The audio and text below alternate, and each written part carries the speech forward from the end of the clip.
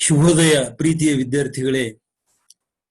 ನಾವು ಆದರ್ಶ ಶಿಕ್ಷಕ ಸರ್ವೇಪಲ್ಲಿ ರಾಧಾಕೃಷ್ಣನ್ ಈ ಗದ್ಯ ಭಾಗವನ್ನು ನೋಡ್ತಾ ಇದ್ದೆವು. ಈ ಹಿಂದಿನ ಅವಧಿಗಳಲ್ಲಿ ಪೀಠಿಕೆಯನ್ನು ನೋಡಿದ್ದೆವು. ಅಂದರೆ ಈ ಗದ್ಯ ಭಾಗದ ಆರಂಭ, ಪ್ರವೇಶ. ಅದಾದ ನಂತರ ನಾವು ರಾಧಾಕೃಷ್ಣನವರ ಹುಟ್ಟು, ಬಾಲ್ಯ, ಶಿಕ್ಷಣ. ಅದಾದ ನಂತರ ನಾವು ಅವರ ವೃತ್ತಿ ಜೀವನದ ಬಗ್ಗೆ ನಾವು ಗಮನ ಹರಿಸಿದ್ದೆವು. ಅವರೊಬ್ಬ ಶ್ರೇಷ್ಠ ತತ್ವಜ್ಞಾನಿಯಾಗಿ ಹಾಗೂ ಒಬ್ಬ ಅದ್ಭುತವಾದಂತಹ ಶಿಕ್ಷಕರಾಗಿ, ಪ್ರೊಫೆಸರ್ ಆಗಿ ವಿವಿಧ ಕಾಲೇಜುಗಳಲ್ಲಿ ಅವರು ಅಧ್ಯಾಪಕರಾಗಿ, ಪ್ರಾಧ್ಯಾಪಕರಾಗಿ ತಮ್ಮ ಸೇವೆಯನ್ನ ಸಲ್ಲಿಸಿದ್ದಾರೆ ಅಂತಕ್ಕಂಥದ್ದನ್ನ ನಾವು ನೋಡಿದ್ದೆವು. ಈಗ ನಾವು ಮುಂದುವರಿದಂತಹ ಭಾಗವಾಗಿ ನೋಡಬೇಕಾಗಿದೆ. ಸರ್ವೇಪಲ್ಲಿ ರಾಧಾಕೃಷ್ಣನ್ ಅವರ ಬಗ್ಗೆ ನಾವು ಇನ್ನಷ್ಟು ಸಂಗತಿಗಳನ್ನ ನಾವು ತಿಳಿದುಕೊಳ್ಳೋಣ. ಸ್ವಾತಂತ್ರ್ಯ ಪೂರ್ವದಲ್ಲೂ ಸ್ವಾತಂತ್ರ್ಯ ಬಂದ ಆರಂಭದಲ್ಲಿಯೂ ಪಾಶ್ಚಿಮಾತ್ಯರು ಭಾರತಕ್ಕೆ ಮನ್ನಣೆ ನೀಡುತ್ತಿರಲಿಲ್ಲ. ನೋಡಿ,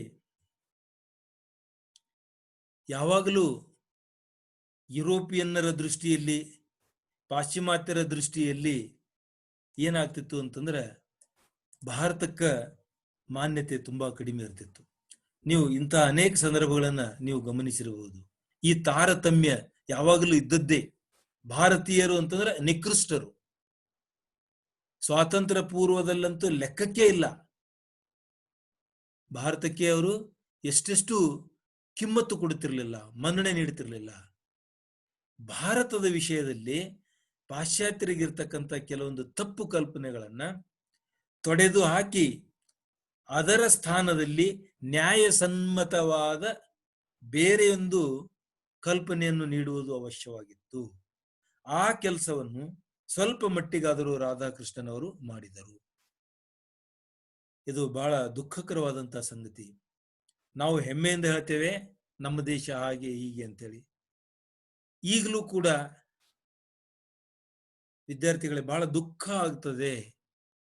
ನೀವು ಮುಂದುವರಿದ ರಾಷ್ಟ್ರಗಳಲ್ಲಿ ಭಾರತದ ಬಗ್ಗೆ ನಿಮಗೇನು ತಿಳಿದಿದೆ ಅಂತ ಕೇಳಿದಾಗ ಅವ್ರು ಹೇಳ್ತಕ್ಕಂಥದ್ದು ಬಡತನ ಅಂತ ಹೇಳ್ತಾರೆ, ಸ್ಲಮ್ ಅಂತ ಹೇಳ್ತಾರೆ, ಇಲ್ಲಾಂದ್ರೆ ಬಾಲಿವುಡ್ ಚಲನಚಿತ್ರಗಳು. ಈ ಮೂರನ್ನ ಬಿಟ್ರೆ ಬೇರೆ ಏನೂ ಹೇಳೋದಿಲ್ಲ. ಇವತ್ತು ಭಾರತ ದೇಶ ಸ್ವಾಭಿಮಾನ ರಾಷ್ಟ್ರವಾಗಿ ಬೆಳೆದಿದೆ. ಭಾರತ ದೇಶ ಚಂದ್ರ ಮಂಗಳನ ಅಂಗಳಕ್ಕೇರುವ ಸಿದ್ಧತೆಯಲ್ಲಿ ಯಶಸ್ಸು ಕಂಡಿದೆ.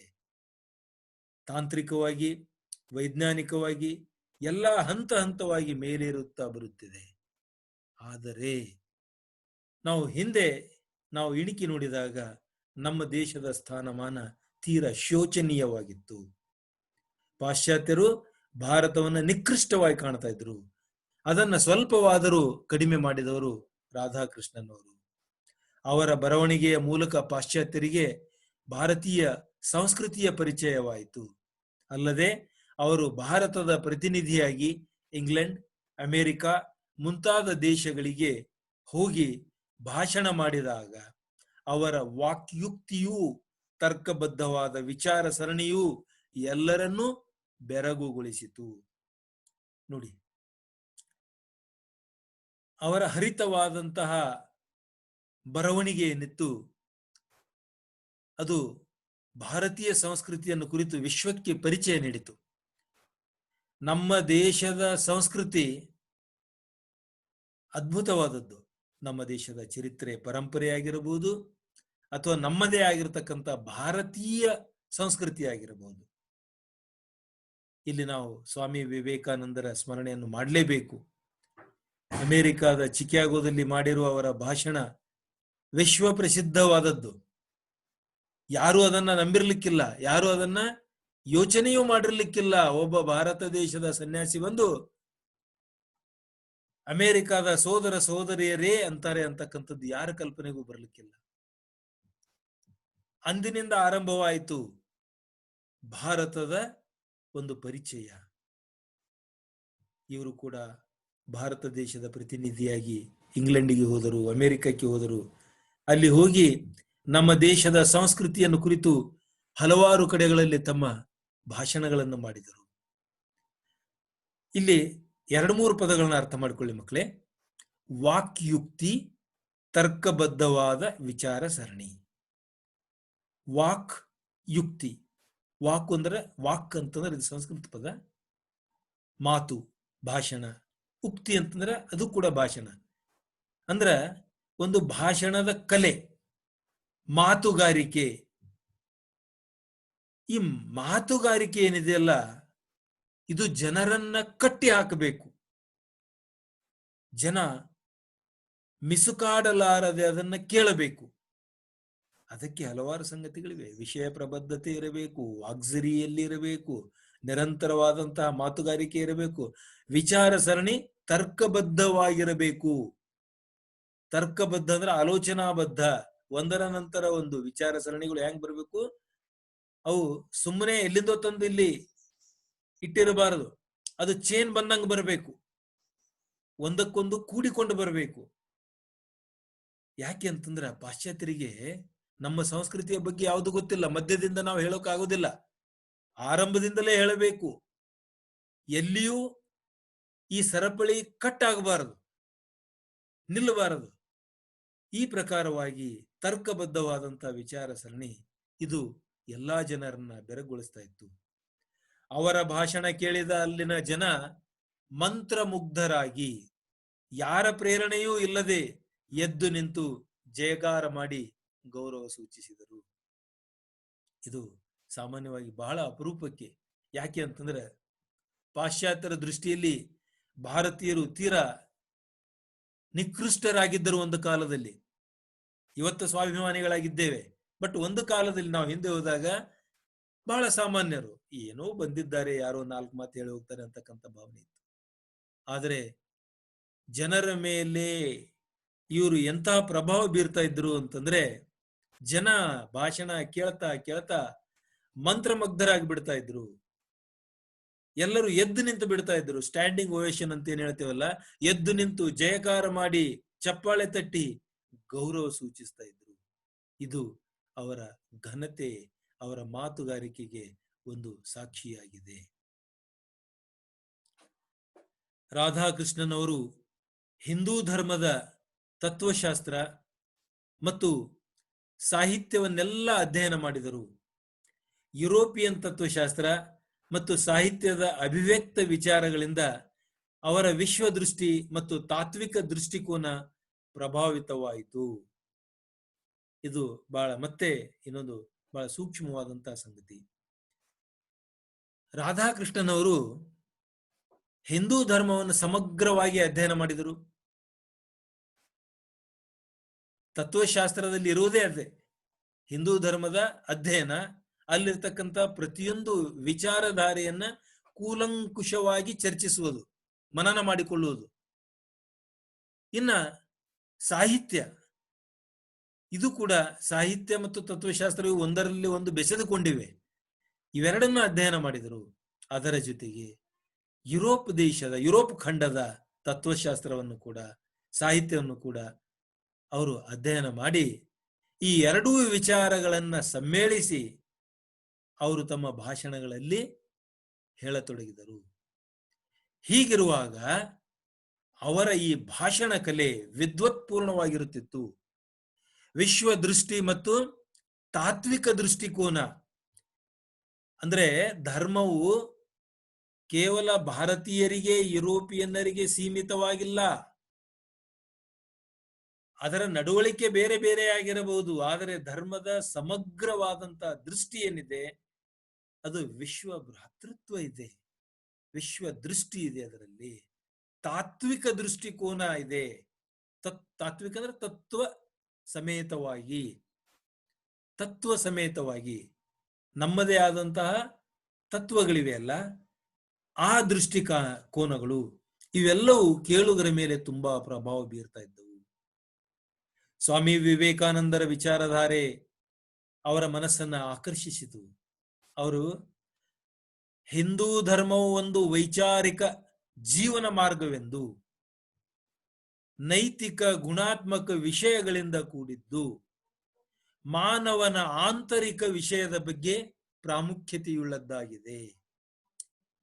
ಇಲ್ಲಿ ನಾವು ಸಹಜವಾಗಿ ತಿಳಿದುಕೊಳ್ಳಬೇಕಾದದ್ದು, ಹಿಂದೂ ಧರ್ಮ ಇದು ಒಂದು ವೈಚಾರಿಕ ಜೀವನದ ಮಾರ್ಗ. ಅದು ಆಚರಣೆಗಿಂತ ವಿಶಿಷ್ಟವಾದದ್ದೇನು ಅಂತಂದ್ರೆ ಜೀವನಕ್ಕೆ ದಾರಿ ಇದೆ. ಜೀವನಕ್ಕೆ ದಾರಿ ತೋರಿಸಿಕೊಡುತ್ತದೆ, ನೈತಿಕತೆಯಿಂದ ತುಂಬಿದೆ, ಗುಣಾತ್ಮಕ ಅಂದ್ರೆ ಪಾಸಿಟಿವ್ ವಿಷಯಗಳಿಂದ ಕೂಡಿದೆ. ಇದು ಮಾನವನ ಆಂತರಿಕ ಜೀವನದ ಬಗ್ಗೆ ಪ್ರಾಮುಖ್ಯತೆಯುಳ್ಳದ್ದಾಗಿದೆ. ಎಲ್ಲ ಮಾತುಗಳು ವಿವೇಕಾನಂದರ ವಿಚಾರಧಾರೆಗಳು. ಹಿಂದೂ ಧರ್ಮ ಮಾನವನ ಆಂತರಿಕ ವಿಚಾರ, ಆಂತರಿಕ ಜೀವನದ ಬಗ್ಗೆ ಪ್ರಾಮುಖ್ಯತೆಯನ್ನು ಸೂಚಿಸುತ್ತದೆ.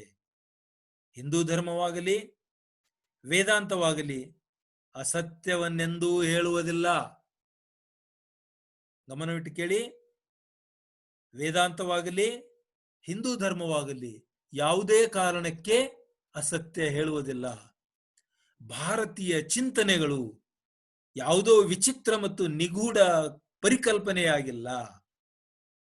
ಜೀವನದ ನಾಡಿ ಮಿಡಿತಗಳನ್ನು, ಸೂಕ್ಷ್ಮ ಮನಸ್ಸಿನ ಚಿಂತನೆಗಳನ್ನು ತಿಳಿಪಡಿಸಲಾಗಿದೆ.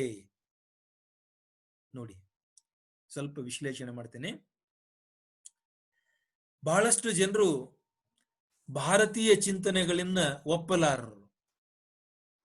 ಅವು ಒಂದು ರೀತಿಯಿಂದ ಮೂಢನಂಬಿಕೆಗಳು ಅಂತಕ್ಕಂಥ ಒಂದು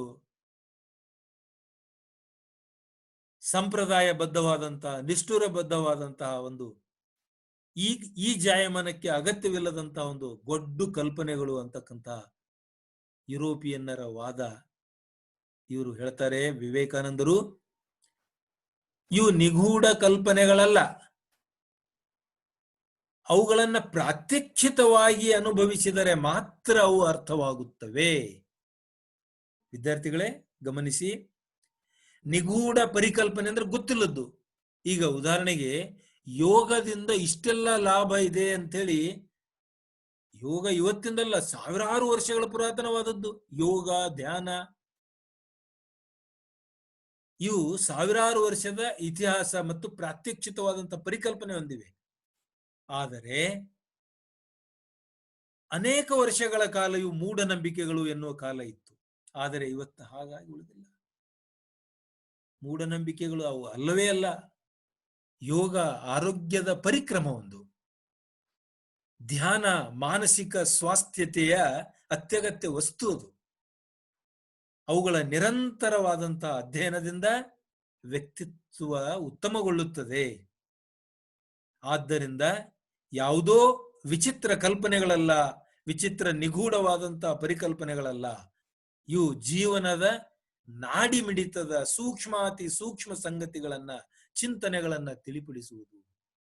ವಿದ್ಯಾರ್ಥಿಗಳೇ, ನೀವು ಪ್ರಬುದ್ಧರಾದಾಗ, ಇನ್ನಷ್ಟು ಸಂಗತಿಗಳನ್ನ ಇವು ತಿಳಿದುಕೊಂಡಾಗ, ನಿಮಗೆ ಗೊತ್ತಿಲ್ಲದೆಯೇ ನಿಮ್ಮ ವ್ಯಕ್ತಿತ್ವ ಮೇಲಕ್ಕೇರುತ್ತದೆ. ಇವುಗಳ ಬಗ್ಗೆ ಹೆಚ್ಚು ಹೆಚ್ಚು ಅರ್ಥ ಮಾಡಿಕೊಳ್ಳಿ, ತಿಳಿದುಕೊಳ್ಳಿ. ಈಗ ನಿಮಗಿರುವ ಜ್ಞಾನದ ಪರಿಮಿತಿ, ನಿಮಗಿರುವ ಒಂದು ಅಧ್ಯಯನದ ಪರಿಮಿತಿ, ಅದರಲ್ಲೇ ಇರಿ. ಆದರೆ ನೆನಪಿಟ್ಕೊಳ್ಳಿ, ಈ ಸಂಗತಿಗಳು ನಿಮ್ಮ ಭವಿಷ್ಯದ ಜೀವನಕ್ಕೆ ಅತ್ಯಗತ್ಯವಾದದ್ದು. ಈ ಪ್ರಕಾರವಾಗಿ ಅತ್ಯಂತ ಸರಳವಾಗಿ ಹೇಳಿದರು. ಶಿಕ್ಷಣದ ಮಹತ್ವವನ್ನು ಮನಗಂಡ ಇವರು, ಶಿಕ್ಷಣವು ಜೀವನದ ಅವಿಭಾಜ್ಯ ಅಂಗ, ಅದು ಮಾನವತೆಯ ಹಾಗೂ ಸಂಸ್ಕೃತಿಯತ್ತ ಒಯ್ಯುವ ಸಾಧನ ಮಾರ್ಗ ಎಂದಿದ್ದಾರೆ. ಇಲ್ಲಿ ನಾವು ರಾಧಾಕೃಷ್ಣನ್ ಅವರ ಬಗ್ಗೆ ಇನ್ನೊಂದು ಮಾತಿಲ್ಲಿ ಹೇಳ್ತಾ ಇದ್ದಾರೆ. ರಾಧಾಕೃಷ್ಣನ್ ಅವರು ಸ್ವತಃ ಹೇಳ್ತಾ ಇದ್ದಾರೆ. ಏನ್ ಹೇಳ್ತಾರೆ ಅಂತಂದ್ರೆ, ಶಿಕ್ಷಣ ಜೀವನದ ಅವಿಭಾಜ್ಯ ಅಂಗ. ಶಿಕ್ಷಣವಿಲ್ಲದೆ ಬದುಕಲು ಸಾಧ್ಯವೇ ಇಲ್ಲ. ಯಾಕೆ ಅಂತಂದ್ರೆ ಶಿಕ್ಷಣ ಬೇಕೇ ಬೇಕದು. ಮನುಷ್ಯನಿಗೆ ಹೇಗೆ ಕೈ, ಕಾಲು, ಕಣ್ಣು, ಮೂಗು ಇವೆಲ್ಲ ದೇಹದ ಅವಿಭಾಜ್ಯ ಅಂಗಗಳು, ಶಿಕ್ಷಣವೂ ಕೂಡ ಹಾಗೆ ಒಂದು ಅವಿಭಾಜ್ಯ ಅಂಗ. ಅದನ್ನು ವಿಭಜಿಸಿ ಅದನ್ನ ಬೇರ್ಪಡಿಸ್ಲಿಕ್ಕೆ ಆಗೋದಿಲ್ಲ. ಶಿಕ್ಷಣ ಬೇಕೇ ಬೇಕು.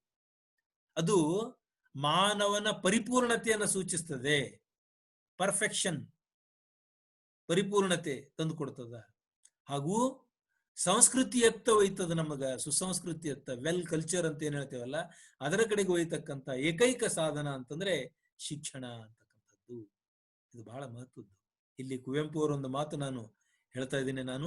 ಅವರೊಂದು ಕಡೆಗೆ ಹೇಳ್ತಾರೆ, ಮಾನವ ಹುಟ್ಟಿದಾಗ ವಿಶ್ವ ಮಾನವ. ಗಮನಿಸಿ, ಕುವೆಂಪು ಅವರ ಮಾತಿದು ಇಲ್ಲಿ ಅಪ್ರಸ್ತುತವಿರಬಹುದು, ಆದರೆ ತಮ್ಮ ಒಂದು ತಿಳುವಳಿಕೆಗಾಗಿ ಹೇಳ್ತಾ ಇದ್ದೇನೆ. ಮಾನವ ಹುಟ್ಟಿದಾಗ ವಿಶ್ವ ಮಾನವ. ಯಾಕೆ ಅಂತಂದ್ರೆ ಅವನಿಗೆ ಕುಲ, ಜಾತಿ, ಧರ್ಮ, ಭಾಷೆ ಯಾವುದೂ ಇಲ್ಲ. ಬೆಳೆಯುತ್ತಾ ಅಲ್ಪ ಮಾನವನಾಗುತ್ತಾನೆ. ಅಂದ್ರೆ ಒಂದೊಂದೇ ಅಂಟಿಕೊಳ್ತಾ ಹೋಗ್ತದೆ. ಅಲ್ಲಿ ಹೇಳ್ತಾರೆ ಕುವೆಂಪು ಅವರು, ಅಂಟಿಕೊಂಡಿರ್ತಕ್ಕಂಥ ಆ ಅಲ್ಪತೆಯನ್ನು ಹೋಗಲಾಡಿಸುವುದೇ ಶಿಕ್ಷಣದ ಗುರಿಯಾಗಿರಬೇಕು.